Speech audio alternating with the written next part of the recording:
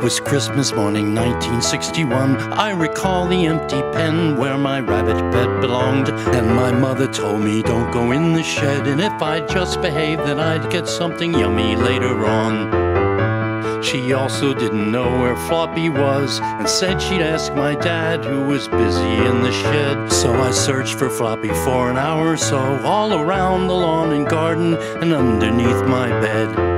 But I was sure I locked my rabbit pen, just like I did every night. And I checked 3 times just yesterday, when I felt something wasn't right. And I stared at the pen just as if I knew what I know now. It was Christmas morning, 1961. Everybody searched for Flappie and my dad. Daddy searched as well by the trees and the water, but never in the shed because he couldn't be in there. So I shook my head.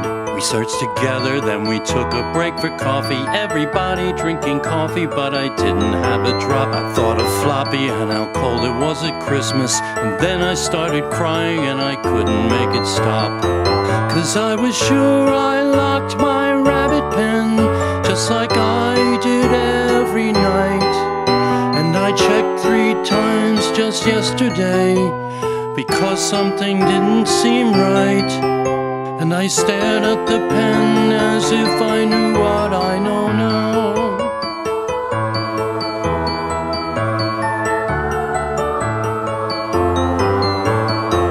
It was the first day of Christmas, 1961. Everyone ate so loudly, but I didn't care. I could only think of Flappie, my dear little Flappie, and my appetite for food just wasn't there. After the soup, the main course would arrive, and my father laughed and pointed, "Look, it's Flappie in the pan."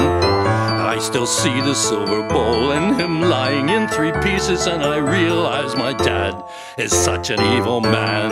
I left the table screaming and stamping, and I cried on my bed for hours and hours. And I stood cursing loud at the top of the stairs, yelling, "Flappie wasn't yours!" I stared out the window with the empty rabbit pen on my mind. It was the second day of Christmas, 1961. Mom remembers when she woke. Daddy was gone, and I told her not to go into the shed, and if she just behaved, she'd get something yummy later on.